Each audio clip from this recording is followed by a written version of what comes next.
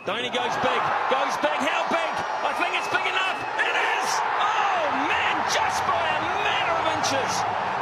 बिस्मिल्लाहिर्रहमानिर्रहीम, अस्सलाम वालेकुम व्यूअर्स। आप सबके लिए ढेरों दुआओं के बाद वीला के सिलसिले में मैं आप सबको वेलकम करता हूं। व्यूअर्स, इस वक्त क्रिकेट का मौसम है। क्रिकेट का जोश जज्बा और क्रिकेट का जो वलवला है वो नुक्ता उरूज के ऊपर, और क्रिकेट का सबसे बड़ा इवेंट T20 वर्ल्ड कप 2022 अपने मंतकी अंजाम की तरफ बढ़ते हुए टीमें नॉकआउट स्टेज के लिए क्वालिफाई कर चुकी हैं। और जितनी भी क्रिकेटिंग नेशन है और क्रिकेट से दिलचस्पी रखने वाले लोग हैं वो इस वक्त फोकस हैं ऑस्ट्रेलिया के अंदर कि कौन सी टीम 2022 का ताज जो है T20 वर्ल्ड कप पर ताज अपने सर सजाती है। और देखना बाकी ये है कि जो 4 टीमें सेमीफाइनल के लिए क्वालिफाई किया है इनमें से कौन सी टीम फतह याब होती है।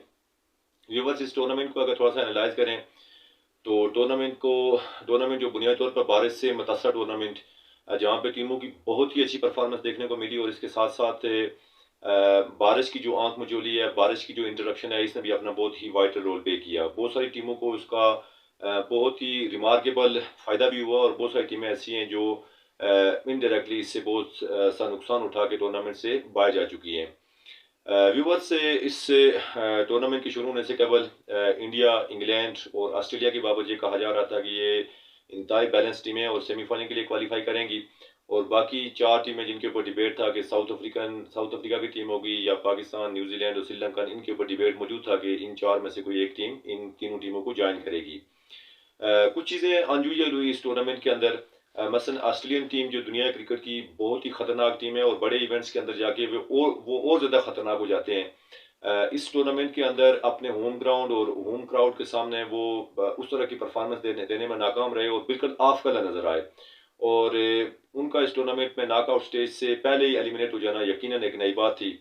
और इसके साथ साथ जो साउथ अफ्रीकन टीम है जिनके ऊपर लेबल लगा हुआ है कि वो चोकर्स हैं और वो चौंक जाते हैं बड़े मैचेस के अंदर, वो फंबल करते हैं, वो बुनियादी तौर पर उनके हाथ पांव फूल जाते हैं, और उस तरह से अप टू द स्टैंडर्ड वो परफॉर्मेंस देने में नाकाम रहते हैं जब कोई बड़ा मैच होता है। इस बार उन्होंने इसका भरपूर मुजाहरा किया जब नीदरलैंड की टीम जो गैर मारूफ टीम है मिनोज में जिसको कंसिडर किया जाता है, उनके अगेंस्ट बिल्कुल बेबसी की तस्वीर बन के सामने आया और बुरी तरह से नीदरलैंड के अगेंस्ट मैच हारने के बाद इस टूर्नामेंट से एलिमिनेट हुए। व्यूअर्स, से नीदरलैंड की टीम ने जब साउथ अफ्रीकन टीम को इस टूर्नामेंट से एलिमिनेट किया तो पाकिस्तान की टीम जिसके ऊपर इफ एंड बट की सिचुएशन थी कि वो टूर्नामेंट में आएगी या नहीं आएगी सेमीफाइनल के लिए, उसके लिए जो बंद दरवाजा था वो खुला, और पाकिस्तान की टीम के लिए अपॉर्चुनिटी क्रिएट हुई कि पाकिस्तान बांग्लादेश को हराए और सेमीफाइनल के लिए क्वालिफाई करे, और पाकिस्तान ने आखिरी मैच में बांग्लादेश की टीम को हरा के सेमीफाइनल के लिए क्वालिफाई कर लिया। व्यूअर्स, जो पाकिस्तान की परफॉर्मेंस है, पाकिस्तान यकीनन इस टूर्नामेंट के अंदर एक हाई मोराल के साथ इंटर हुआ था जब न्यूजीलैंड के अंदर ट्राई नेशन सीरीज जीत के पाकिस्तान ने होम ग्राउंड में न्यूजीलैंड को शिकस्त दी थी। तो इंडिया के अगेंस्ट जो पहला मैच खेला गया, पाकिस्तान वहां पर भी एक सेंस में हाई मोराल के साथ था कि गुज़श्ता मैच में हिंदुस्तान की टीम जो गुज़श्ता वर्ल्ड कप हुआ था उस मैच में हिंदुस्तान की टीम को 10 विकेटों से शिकस्त हुई थी, और इसके साथ साथ बुमराह की अदम मौजूदगी में इंडियन टीम पाकिस्तान के सामने कंपैरेटिवली ये महसूस हो रहा था कि शायद एक कमज़ोर टीम है as far as the whole departments are concern. लेकिन उनकी जो बैटिंग पोजीशन है इंडियन की वो हमेशा से स्ट्रांग रही है। पाकिस्तान ने एक अच्छा टारगेट सेट किया, उसके बाद इंडियन का कंटेन भी किया, उनकी जो 4 सफ़े अव्वल के खिलाड़ी हैं उनको पवेलियन की राह भी दिखाई, लेकिन फिर विराट कोहली जो दुनिया क्रिकेट का बहुत ही खतरनाक बैटर है उसने सुपर ह्यूमन परफॉर्मेंस दी और अपनी इंडिविजुअल परफॉर्मेंस से पाकिस्तान के मुंह से नवाला छीन लिया, और पाकिस्तान की जोली से जो फतह वो समेट के बैठा हुआ था पाकिस्तान, छीन के हिंदुस्तान की जोली में डाल दिया। पाकिस्तान के लिए ये जो शिकस्त थी बहुत ही यूं समझ लें कि बहुत ही एक इबरतनाक शिकस्त थी।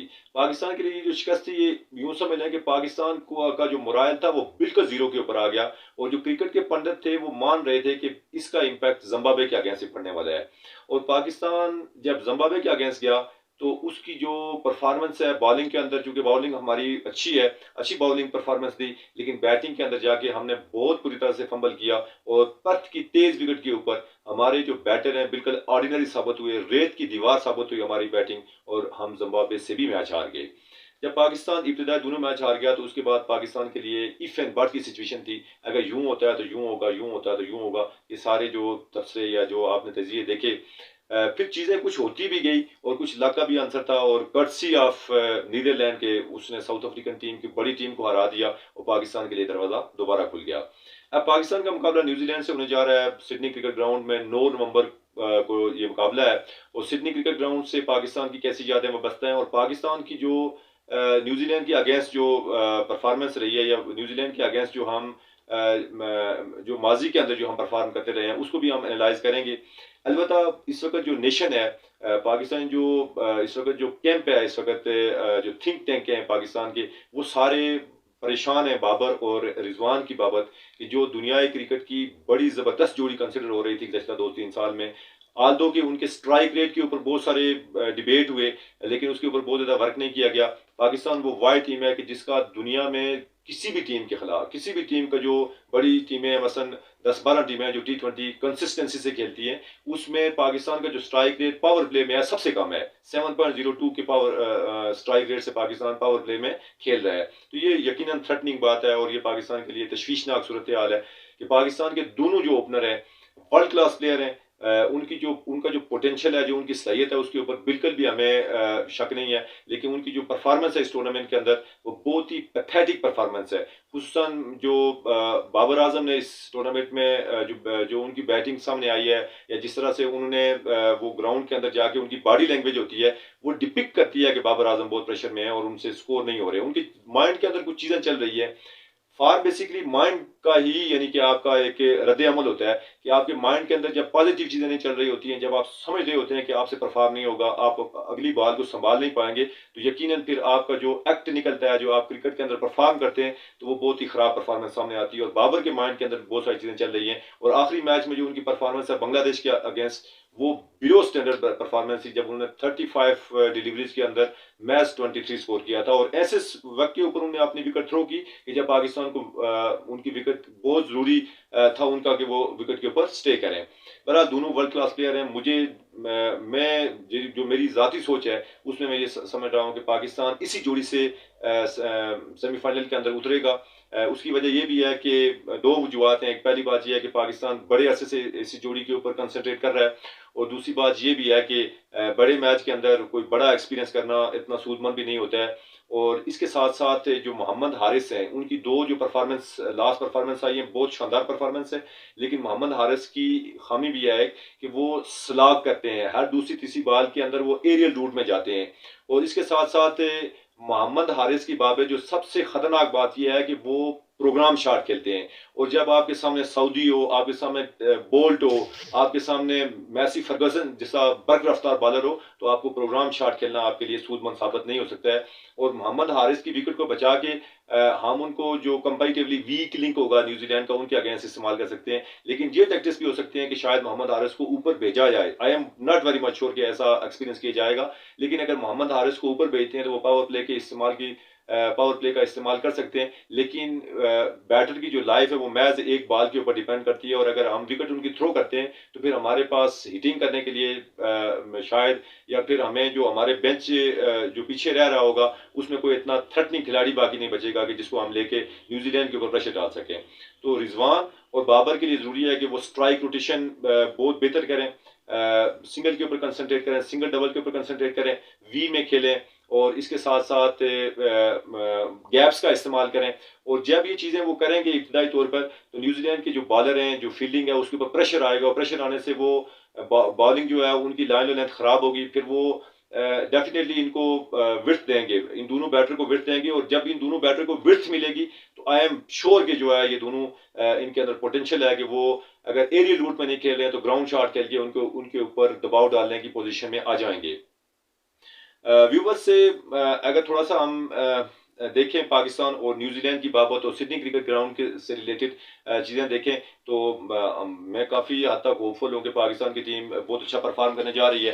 मैंने कुछ स्टैट्स आपके लिए यहाँ पे इकट्ठे कर रखे हैं। सिडनी क्रिकेट ग्राउंड में पाकिस्तान की यादें कोई बहुत ज़्यादा अच्छी नहीं है, लेकिन वो बेसिकली हमारी जो यादें ख़राब हैं वो ऑस्ट्रेलिया के खिलाफ यादें हमारी बहुत ज़्यादा ख़राब हैं, क्योंकि ऑस्ट्रेलियन अपने होम ग्राउंड के अंदर बहुत अच्छी परफॉर्मेंस देते हैं। 2010 का वो टेस्ट बखूबी मुझे याद है कि जब पाकिस्तान की टीम को आखिरी मैच में 180 के अराउंड स्कोर चाहिए था, और पाकिस्तान की टीम 35 या 33 रन से वो मैच हार गई थी। और उस वक्त स्टीवा ने एक बड़ा मैं हर्ट हुआ था उस जुमले से। उसने कहा था कि पाकिस्तान को सदियों ये शिकस्त याद रहेगी और उनकी क्रिकेट के अंदर इम्पैक्ट डालेगी, और ऐसे ही हुआ भी था। मोहम्मद आसिफ की वहाँ पे बहुत अच्छी परफॉर्मेंस थी, वो ऑल इन वैन। और इसके साथ साथ सिडनी क्रिकेट ग्राउंड में मजमूई तौर पर पाकिस्तान ने जो ओडीआईज खेले हैं वो 21 खेले हैं। 15 बार हमें शिकस्त हुई है, 6 बार हम जीते हैं, और इस जो 6 हमने मुकाबले जीते हैं, 5 बार ऑस्ट्रेलिया के खिलाफ हमारी फतह है और 1 बार वेस्ट इंडीज के खिलाफ हमारी फतह है। और टेस्ट 2 जीते हैं हमने सिडनी क्रिकेट ग्राउंड के अंदर। और इसके साथ साथ एक T20 जो हमने इस ग्राउंड के अंदर जीता है वो रिसेंट वर्ल्ड कप के अंदर 2 ही T20 खेलने का मौका मिला। एक साउथ अफ्रीका के खिलाफ जो हमने जीत लिया, और इससे कबल ऑस्ट्रेलिया के खिलाफ मैच था जो बारिश की नजर हो गया था। तो इससे मुराद ये बनती है कि हमारा T20 जो रिकॉर्ड है इस ग्राउंड के अंदर वो 100% है। इस ग्राउंड का जो बिहेवियर है वो एवरेज बिहेव करता है, यानी दुनिया का कोई भी जो ग्राउंड है एवरेज बिहेव करता है, और स्पोर्टिंग विकेट है, हाई स्कोरिंग इसको कंसिडर करते हैं। स्पोर्टिंग इस सेंस में कि स्पिनर के लिए भी अंडर द लाइट्स बहुत अच्छा, यानी कि उसके लिए अपॉर्चुनिटी क्रिएट होती है। अच्छे जो बॉलर हैं, फास्ट बॉलर हैं, उनके लिए भी अच्छी अपॉर्चुनिटी है कि वो नई बॉल के साथ विकेट्स ले सकते हैं। और इसके साथ साथ अच्छा जो बैट्समैन है जो संभाल के खेलेगा उसके लिए भी चांसेस हैं कि वो अच्छी यहाँ पे बैटिंग करेगा तो वो अपनी टीम के लिए स्कोर कर सकता है। टोटल मैचेस यहाँ पे जो T20 खेले गए हैं वो 18 मैचेस हैं, और 11 बार वो टीम कामयाब हुई है कि जिसने बैटिंग पहले की है, और 6 बार वो टीम कामयाब हुई है कि जिसने सेकंड बैटिंग की है, और एक मैच जो है बेनतीजा रहा। और इसके साथ साथ एवरेज फर्स्ट इनिंग जो स्कोर है 166 है, और एवरेज सेकंड इनिंग जो स्कोर है 132 है। ये स्टैट ये इंडिकेट कर रहे हैं कि जो भी टीम का टॉस जीतेगी, अगर बाकी हालात जो के तू हैं, मौसम हैवी नहीं है, आउटफील्ड हैवी नहीं है, या कोई बारिश नहीं होती है मैच से कबल, तो कैप्टन जो है वो प्रेफर करेगा कि टॉस जीतने के बाद वो पहले बैटिंग करे। तो इसमें टॉस भी बड़ा वाइटल रोल प्ले करने वाला है। इस ग्राउंड में जो हाईएस्ट टोटल स्कोर हुआ है वो 221 फॉर 5 ऑस्ट्रेलिया ने इंग्लैंड के खिलाफ सेट कर रखा है। लोएस्ट जो टोटल है वो 101 फॉर 10 बांग्लादेश का साउथ अफ्रीका के खिलाफ। और हाईएस्ट जो चेज हुआ है इस ग्राउंड में 200 फॉर 3, 3 विकेट के नुकसान पे इंडिया ने ऑस्ट्रेलिया के खिलाफ 200 चेज किया है। और लोएस्ट जो डिफेंड किया गया है 134 डिफेंड किया गया है, वो ऑस्ट्रेलिया ने साउथ अफ्रीका के खिलाफ डिफेंड किया। ये जो स्टैट्स है ये इंडिकेट कर रहे हैं कि ये एवरेज ग्राउंड है, यहाँ पर कुछ भी पॉसिबल है। आपका हाई स्कोर चेज भी हो सकता है, आप लो स्कोर डिफेंड भी कर सकते हैं। ये सारी चीजें इस ग्राउंड से एसोसिएट करती हैं। और अब हमें अगले स्टैट्स की तरफ चलते हैं जी, कि पाकिस्तान और न्यूजीलैंड की जो टीमें हैं, जैसा कि व्यूवर्स आप सब जानते हैं कि पाकिस्तान और न्यूजीलैंड के जितने भी मैचेस हुए हैं, चाहे तो टेस्ट मैचेस हों, चाहे तो ओडीआईज हों या T20 हों, मुझे शोएब अख्तर की राउंड द विकेट जो है वो बॉलिंग याद है 2002-3 में, जब उसने रावलपिंडी में और एक और टेस्ट मैच में किसी और ग्राउंड में था, उसमें न्यूजीलैंड को बिल्कुल किल करके रख दिया था। राउंड विकेट वो उनकी लेग स्टंप को जो है ना वो उखाड़ के फेंक रहा था। शोएब अख्तर नो डाउट कि वो एक बहुत बड़ा बॉलर था, लेकिन न्यूजीलैंड के अगेंस्ट हम कभी भी जो है हमने कमजोर यूं समझ लें कि अप्रोच से नहीं गए हैं, हमेशा उनके ऊपर डोमिनेट हमारा रोल रहा है। और ये जो स्टैट है वो मैं आपके सामने पेश कर रहा हूँ कि 28 मैचेस पाकिस्तान ने न्यूजीलैंड के खिलाफ खेले T20, 17 बार पाकिस्तान कामयाब हुआ, 11 बार न्यूजीलैंड की टीम को कामयाबी मिली। और वर्ल्ड कप में पाकिस्तान और न्यूजीलैंड के दरमियान 6 मैचेस खेले गए, 4 बार पाकिस्तान फतह याब रहा और सिर्फ 2 बार जो न्यूजीलैंड की टीम फतह याब रही। इन स्टैट से ये चीज इंडिकेट हो रही है, और सिडनी क्रिकेट ग्राउंड का जो बिहेवियर है वो इंडिकेट कर रहा है कि Pakistan having little edge over New Zealand. तो पाकिस्तान की टीम इंशाल्लाह कल सेमीफाइनल जीतेगी। मुझे पूरी उम्मीद है कि हम फाइनल के लिए क्वालिफाई करेंगे। तब तक अल्लाह हाफिज, आप सबकी समातों का बहुत शुक्रिया।